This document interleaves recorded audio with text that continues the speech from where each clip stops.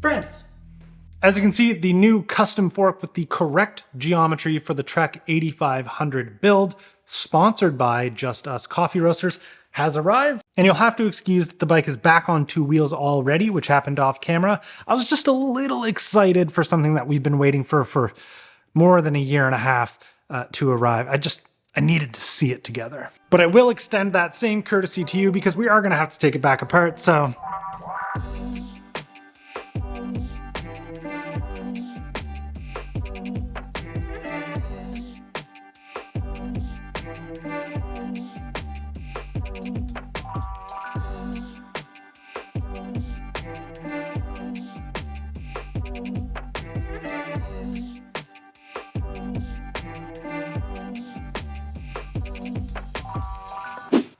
Boom! It's apart. Let's talk about the fork. So, this fork is a custom unit built by Gabriel at Altruist, and Gabriel is located on the east coast of Canada, just like I am, so that played a little bit a part as to why I chose for him to build these.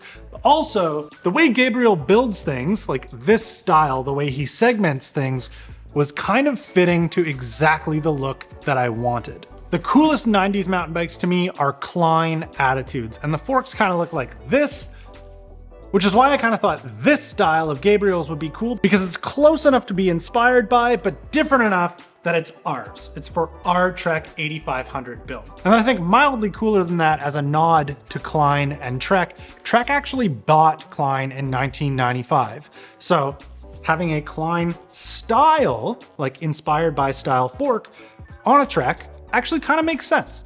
And then I didn't want to get the rake at the crown. I thought it'd be cool to do it at the dropout like a BMX fork because, well, I'm a big BMX boy these days. So something that kind of looks like an old 90s Klein fork up at the crown with BMX dropouts. Well, to me, that just kind of like paints a full picture for where I'm at. And that's what we got. So now all that needs to be done is cut, deburr, install the star nut, and then we can kind of put this back together.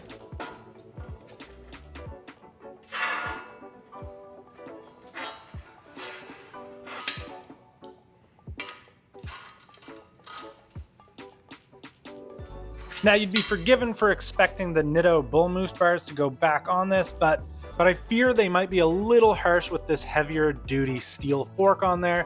So I'm gonna go with the Ridefar headspace stem, which sort of gives the same bull moose bar vibe, and it'll offer a bit more flexibility in the handlebar choice department.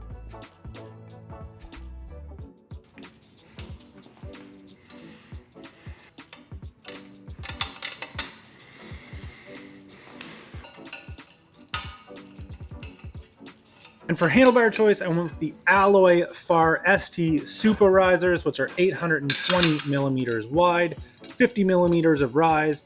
And honestly, I think the finish and the 31.8 millimeter clamp diameter area of this matches the fork better than the Nitto bull moose bars did.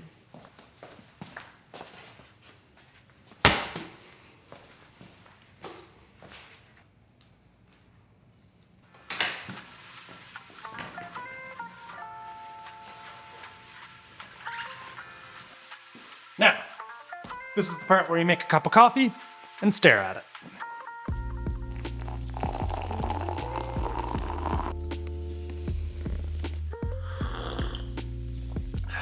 Just Us roasts their certified fair trade coffee beans right here in Nova Scotia, fresh to order, and then packs and ships them to you the same day. They have an expansive selection of blends to choose from, so no doubt there's something here to suit your coffee tastes. If the choices are a little overwhelming and you're looking for a suggestion, Angela and mine's usual is the Tierra Madre. Try it out. And if you want to try any of the other coffees that I start pretty much every day with, head on over to the link below and get some shipped right to your door. Or heck, if you're on the east coast of Canada, you can just pick up a bag at your local grocery stores. So thank you, Just Us Coffee, for making great coffee and sponsoring this build. And of course, for being so patient and waiting for this new fork to show up. Let's do the last little bit, get this thing back into riding condition.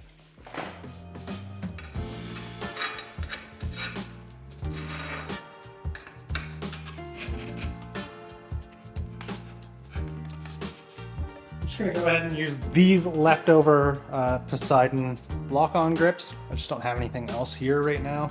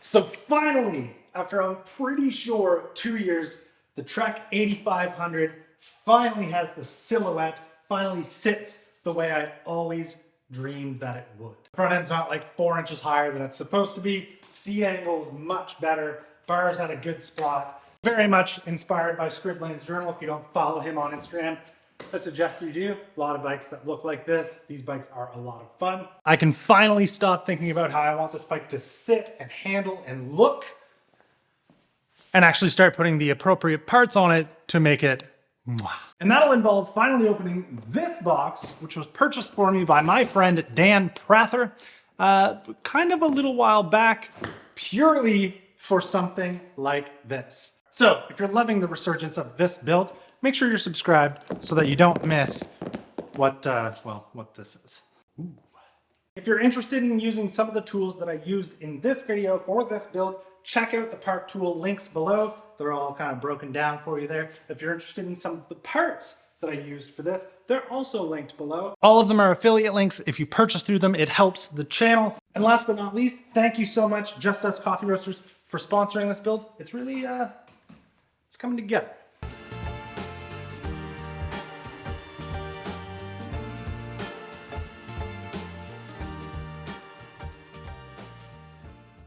I kind of want one of these in black.